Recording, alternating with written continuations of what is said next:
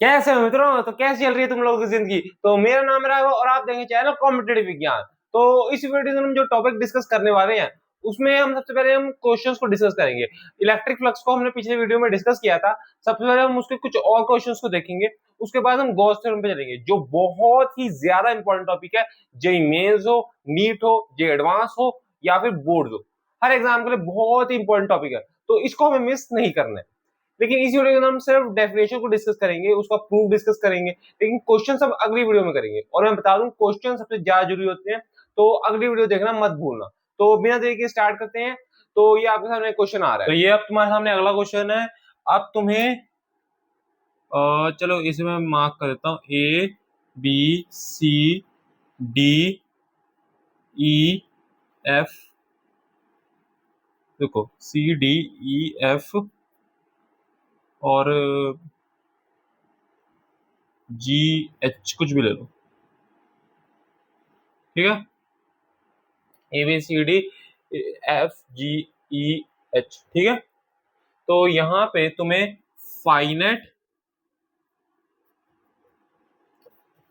Phi from A B C D और phi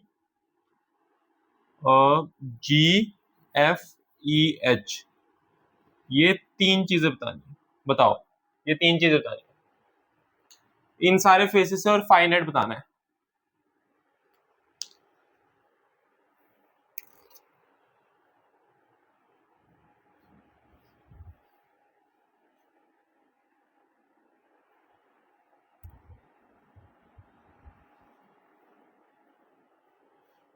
try कर लिया होगा। देखो अब यहाँ पे मेरे पास मुझे साफ पता चल रहा है कि अगर आई कैप है तो इलेक्ट्रिक फील्ड तो इस तरह होगी, इलेक्ट्रिक फील्ड तो इस तरह होगी। लेकिन लेकिन अब हमारे पास यहाँ पे वाई भी है, तो कहीं ना कहीं हमारे पास इंटीग्रेशन का काम आएगा। तो मैं पहले एक फेस को निकालने के लिए क्या करूंगा, एक छोटा सा एलिमेंट लूंगा।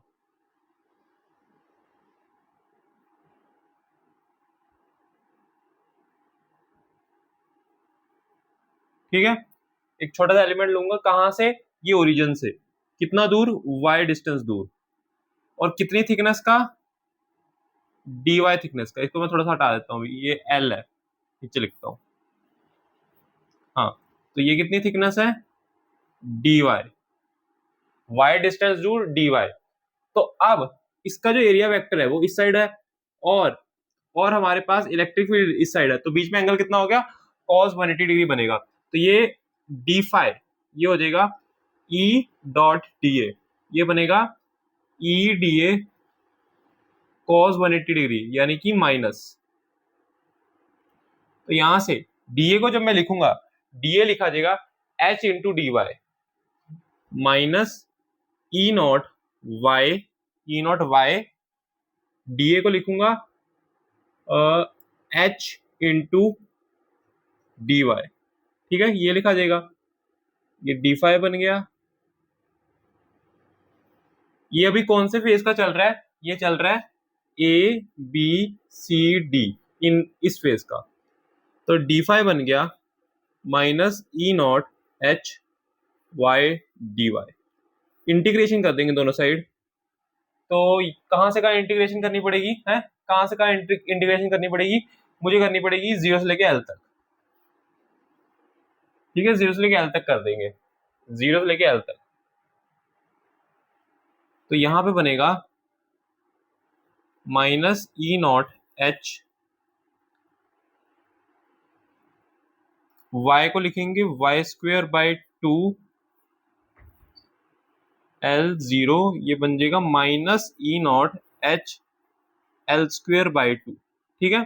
तो तुम्हारी E phi A B C D ये बनेगी माइनस का E naught H L square by two, ठीक है। ये वैल्यू बनेगी। देखो पहले इतना देखो, फिर आगे बताता हूँ।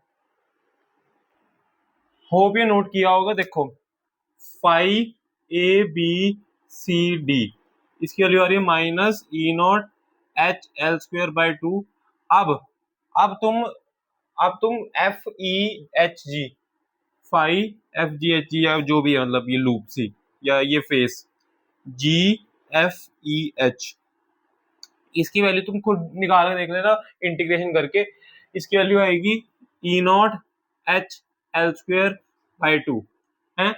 और हमारे पास जो फाइनेट है वो अभी भी जीरो ही आएगा, ठीक है, फाइनेट अभी भी जीरो ही आएगा, ठीक है। ये सारी सिचुएशन है, देख लो। अब अगले क्वेश्चन में हमारे पास है, मान लो ये मेरे पास 3D प्लेन है, इसमें एक क्यूब रखा हुआ है,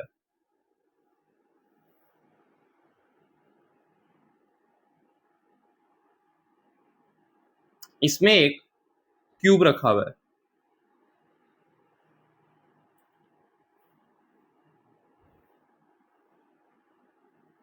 ठीक है, इसमें एक क्यूब रखा हुआ है।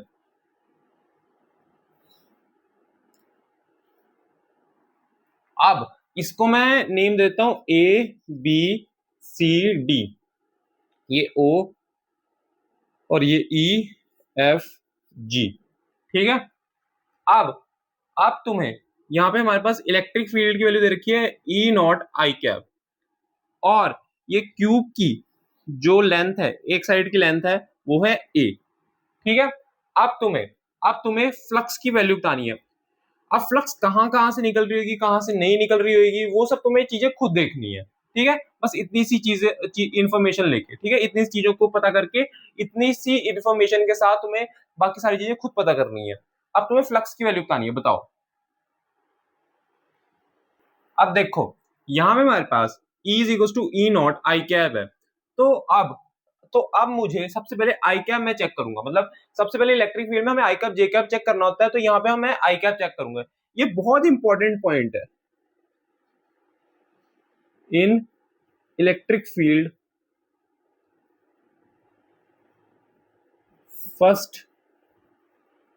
First check I cap, J cap और एंड के कैप, ठीक है। पहले ये तीन चीजें चेक करो, हमारे पास कौन सी डायरेक्शन है, ठीक है।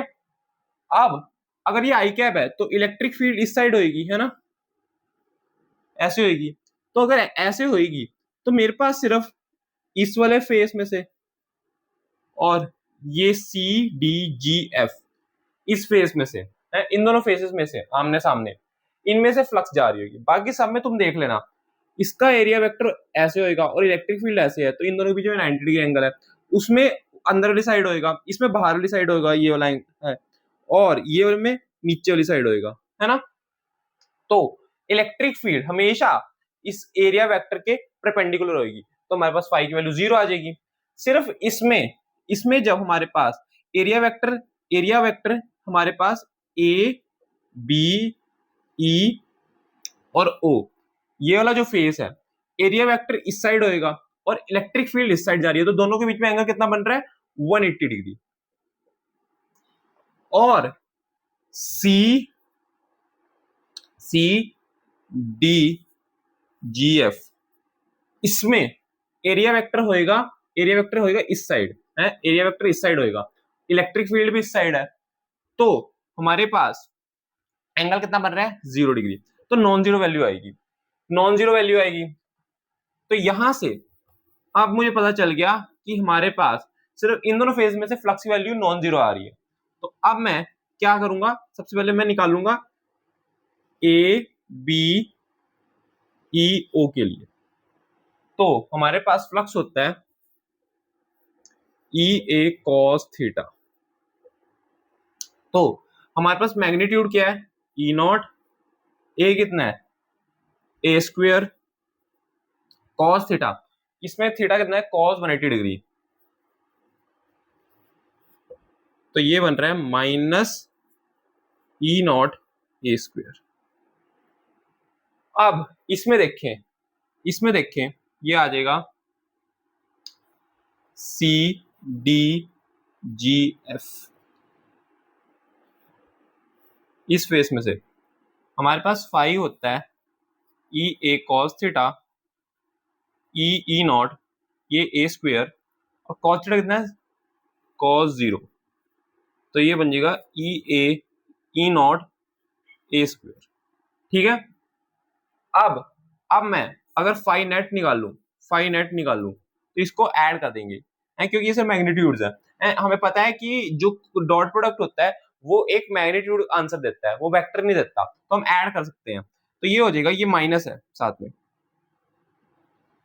Minus E not a square plus E not a square, तो ये गया तो 0, ठीक है। तो हमारे पास इसमें जो नेट फ्लक्स निकल रही है वो 0 है, ठीक है। तो ये बहुत ही इंपॉर्टेंट कंसेप्ट होता है। ऐसी क्लोज्ड फिगर्स में से हमारे पास जो फाइनाइट होता है वो हम एक फॉर्मूला पढ़ते हैं, phi inward minus phi out.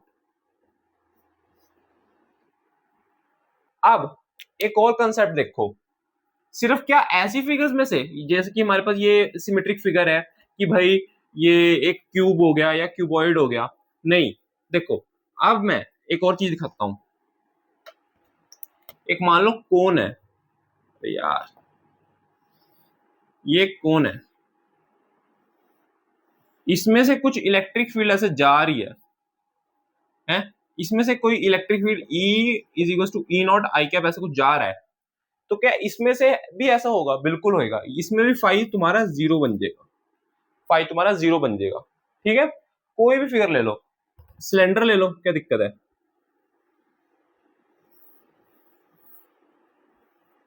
क्या इसमें से भी ऐसा होगा? बिल्कुल होगा।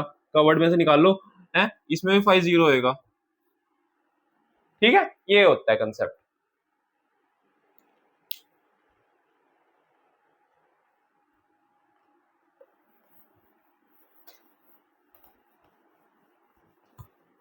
अब हम इलेक्ट्रिक फ्लक्स पे बहुत सारी बात कर चुके हैं, तो अब हम गॉस थ्योरम पे चल सकते हैं, ठीक है।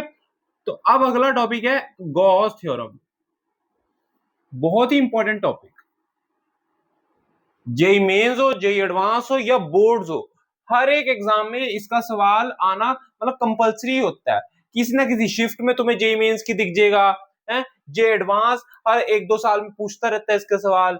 और हमारे पास जो बोर्ड्स है उसका तो एक फेवरेट टॉपिक है, किसी ना किसी फॉर्म में पूछ ही लेगा। कभी प्रूफ पूछ लेता है, वैसे प्रूफ तो आजकल फिजिक्स के पेपर कम आ रहे हैं, ज्यादातर न्यूमेरिकल आ रहे हैं, तो उस इसके न्यूमेरिकल भी बनते हैं, ठीक है, इसके न्यूमेरिकल भी बनते हैं। तो गॉस थ्योरम क्या कहती है, पहले ये समझो। गॉस थ्योरम क्या कहती है? ये कहती है, मान लो मेरे पास बहुत सारे चार्ज है, plus minus plus minus plus minus plus minus.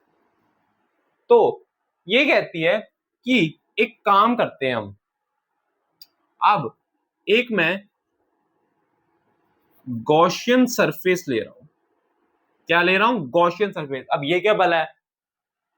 एक ऐसी इमेजिनरी शेप, मतलब ये एग्जिस्ट नहीं करती, गॉसियन सरफेस एग्जिस्ट नहीं करता। हम मान रहे हैं, क्या कर रहे हैं? मान रहे हैं कि मैं जितने भी चार्जेस हैं जिसकी वजह से इलेक्ट्रिक फील्ड हमें निकालनी है, हम एक सिमेट्रिक शेप उसके आसपास बना लेते हैं, उसके आसपास एक सिमेट्रिक शेप बना लेते हैं उसकी इलेक्ट्रिक फील्ड निकालने के लिए। बेसिकली हम इसका यूज इलेक्ट्रिक फील्ड के लिए करते हैं, निकालने के लिए। तो यहां पे अगर मैं इस गॉसियन सरफेस का छोटा सा पार्ट लूं, क्या लूं? छोटा सा पार्ट, तो इसका जो एरिया वेक्टर है वो बाहर की तरफ आ रहा होगा। अब अगर मैं कहूं इलेक्ट्रिक फील्ड इन सब की वजह से बाहर की तरफ निकल रही होगी, है इसकी वजह से अंदर की तरफ भी आ रही होगी, मैं मानता हूं, है। तो यहां पे हमारे पास मान लो, अभी के लिए मान लो कि इलेक्ट्रिक फील्ड अब जो नेट है वो बाहर की तरफ जा रही है, वो बाहर की तरफ जा रही है ऐसे। ये तुम्हारा डी है और ये ई है। तो यहां से हमारी जो इक्वेशन बनती है गॉस थ्योरम की, वो बोलती है सरफेस इंटीग्रेशन। क्या? Surface integration E dot D A electric field into D A, क्या? कौन सा वाला? डॉट प्रोडक्ट, ठीक है। डॉट प्रोडक्ट लेना, सिंपल प्रोडक्ट नहीं है ये। E dot D A, D A है कौन सा? गॉसियन सरफेस का एरिया है, इसकी इंटीग्रेशन वगैरह होती है, सरफेस इंटीग्रेशन। तो हमारे पास यहाँ पे बहुत ज्यादा हाई लेवल की इंटीग्रेशन नहीं है, सरफेस इंटीग्रेशन सुन के डर मत जाना है। हम नॉर्मली इसमें ना मतलब जो हाई लेवल वाला पार्ट होता है वो नहीं आता पेपर्स में, हम सिंपल इंटीग्रेशन ही लेके ज्यादातर चलते हैं, जब हम क्वेश्चंस करेंगे तब पता ज्यादा चलेगा। तो यहाँ पे हमारे पास आ गया Q बाय एप्सिलॉन नॉट। हमने देखा ये हमेशा इसके बराबर आता है, ये है इसकी इक्वेशन, ठीक है।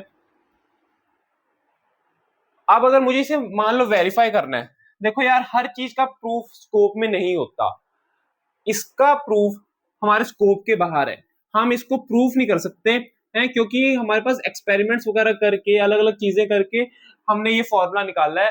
हमने क्या नाम है, गॉस थ्योरम तो गॉस ने ही निकाली होगी, मैं वैसे कह रहा कि उन्होंने बहुत सारे एक्सपेरिमेंट्स करे होंगे, बहुत सारी चीजें करी होंगी, फिर जाके इस फॉर्मूले तक पहुंचे होंगे, उन्हें भी कई साल लगे होंगे इस फॉर्मूले तक पहुंचने के लिए। लेकिन हम इसको वेरीफाई कर सकते हैं, कैसे? देखो एक पॉजिटिव चार्ज में ले रहा हूं, एक पॉजिटिव चार्ज ले रहा हूं, अब क्या मैं इस बात को फील कर सकता हूं कि इसके आसपास इलेक्ट्रिक फील्ड कुछ इस तरह बाहर ऐसे जा रही होगी? मैंने बताया था इलेक्ट्रिक फील्ड कुछ इस तरह बाहर जाएगी, और सिर्फ इस 2D में बाहर नहीं आ रही होगी, कुछ इलेक्ट्रिक फील्ड ऐसे बाहर भी आ रही होगी, है ना, चारों तरफ आ रही होगी, है ना, चारों तरफ आ रही होगी। तो क्या इस बात को फील कर सकते हो, एक तरह से स्फीरिकल शेप बन रही होगी, है इलेक्ट्रिक फील्ड की एक स्फीरिकल शेप बन रही होगी, ये सर्कल नहीं स्फीयर है।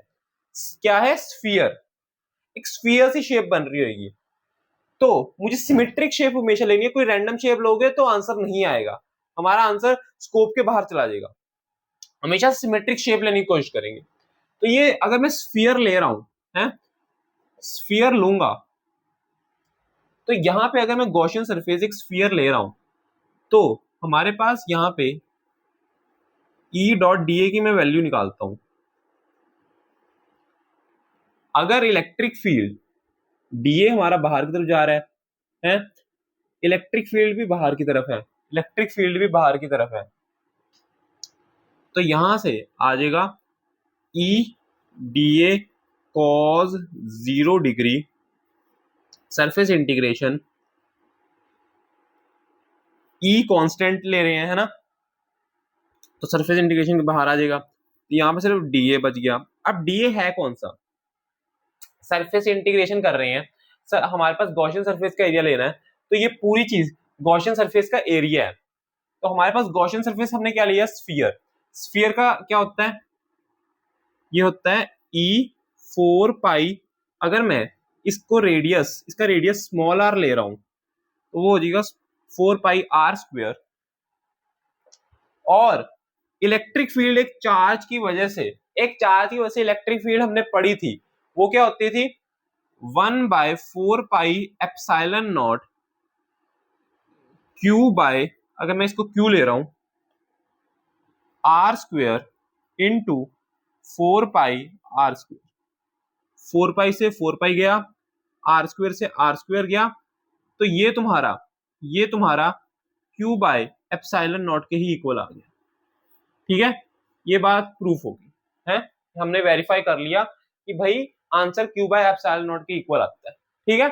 इतना नोट को मैं इसमें एक और चीज अब ऐड करना चाहूंगा, है, कई लोगों ने इस बात को मतलब ऑब्जर्व कर भी लिया होगा, ये E डॉट डी ए है क्या? E डॉट डी ए है क्या? फ्लक्स ही तो है, फ्लक्स ही तो है, फ्लक्स ही तो निकाल रहे हैं, इलेक्ट्रिक फील्ड ये ऐसे निकल रही है, ये हमारे पास, हम फ्लक्स से तो काउंट कर रहे हैं, फ्लक्स से तो काउंट कर रहे हैं। तो बस इतना कहना है कि ये जो फ्लक्स की वैल्यू है, जब हमने ऐसे चार्ज रखा होता है, तो वो हमेशा जो क्वेश्चन सरफेस के अंदर चार्ज होता है, उसकी वजह से जितनी भी फ्लक्स आएगी वो Q बाय एप्सिलॉन नॉट के इक्वल ही आएगी। और ये हमारे पास Q इन, सिर्फ इसमें Q वो वाला काउंट होएगा जो हमारे पास गॉसियन सरफेस के अंदर है, बाहर वाले को काउंट नहीं करना, सिर्फ अंदर वाले को काउंट करना है, ठीक है। तो यहाँ पे हमारे पास हम ये फ्लक्स ही निकाल रहे हैं इसमें। मैंने इलेक्ट्रिक फील्ड क्यों कहा था? क्योंकि आगे चल के जब हम यूजुअली इसकी एप्लीकेशन जब पढ़ेंगे तो उसमें हम इलेक्ट्रिक फील्ड निकालेंगे, लेकिन हम actually Q bye epsilon not जो निकाल रहे हैं वो फ्लक्स है, ठीक है। एक बार इसे देखो, फिर अब हम अगली चीज पे चलेंगे जो मेन। अब बात समझो, अब बात समझो। एक्चुअली गॉस थ्योरम वैसे तो बहुत काम की चीज है, अगर लग रही है तो बहुत काम की चीज है, लेकिन हम हर जगह इसका यूज नहीं कर पाते। इसका ड्रॉबैक है कि हम इसका हर जगह यूज नहीं कर पाते। क्यों नहीं कर पाते हैं? क्यों नहीं कर पाते? क्योंकि इस हमारे पास इसमें एक कंडीशन होती है कि हमेशा जो गॉसियन सरफेस हमें लेना है वो सिमेट्रिक होना चाहिए। उसके अलावा हम गॉसियन सरफेस को जब सिमेट्रिक अगर नहीं ले पा रहे हैं, सिमेट्रिक अगर नहीं आ रहा, तो हम गॉस थ्योरम यूज नहीं कर सकते हैं, गॉस थ्योरम यूज नहीं कर सकते। एप्लीकेबल तब भी हो रही होगी है, लग तब भी नहीं होगी, लेकिन उसकी मैथमेटिक्स हमारे स्कोप से बाहर होगी, उसकी मैथमेटिक्स हमारे स्कोप से बाहर होगी। तो हमारे पास सिर्फ Gauss theorem useful when Gaussian surface is symmetric, surface is symmetric. ठीक है, क्या ये बात याद रहेगी? क्या ये बात याद रहेगी? बताओ, ये बात याद रहेगी? ठीक है, अच्छा क्या सिर्फ ये एक चार्ज के लिए एप्लीकेबल? नहीं, जितने मर्जी चार्ज ले लो। ये मान लो अगर है, ये तुम्हारे पास एक सिलेंडर है, क्या इसके लिए भी एप्लीकेबल है? मैंने मान लो एक चार्ज रखा हुआ है, चलो मल्टीपल चार्जेस पे आता हूँ, एक मिनट। यहाँ पे रखा हुआ है, यहाँ पे तो इलेक्ट्रिक फील्ड निकल रही होगी है, फ्लक्स निकल रही होगी इसमें से। यहाँ पे क्या होएगा? यहाँ पे भी वही होएगा, phi is equals to Q by epsilon naught. कौन ले लूं? क्या इसमें भी होएगा? क्या इसमें भी होएगा? बिल्कुल होएगा, इसमें भी होएगा, सिंपल। हर शेप में होएगा, हर शेप में होएगा। कंडीशन है हम चार्ज अंदर होना चाहिए, चार्ज अंदर होना चाहिए। अब मान लो ये एक सरफेस है, गॉसियन सरफेस, इसके अंदर Q1 plus Q1 plus Q2 minus Q3 minus Q4 plus Q5, ये 5 चार्जेस रखे हुए हैं। इसमें कैसे लगेगा? इसमें हो जाएगा phi is equals to Q1 plus Q2 minus Q3 minus Q4 plus Q5 upon epsilon naught, ये आएगा। इसमें तुम्हें साइन के साथ तुम्हें ऐड करना है। ठीक है, चार्जेस साइन के साथ ऐड होंगे, क्योंकि हमारे पास जो फाई को तुम काउंट कर रहे हो ना हर एक चार्ज की वजह से, वो भी तुम्हें साइन के साथ ही लेने पड़ेंगे। ठीक है, हर चीज को साइन के साथ ही लेना है। ठीक है, ये नहीं कि मॉड ले रहे हो। ठीक है, देखो, तो अभी के लिए बस इतना ही। हो आपको सारे कंसेप्ट समझ में आए होंगे, चीजें क्लियर होंगी, कॉन्सेप्ट क्लियर होंगे। और ये वीडियो अच्छी लगी तो वीडियो को लाइक कर दो, चैनल सब्सक्राइब कर दो। Okay, thank you.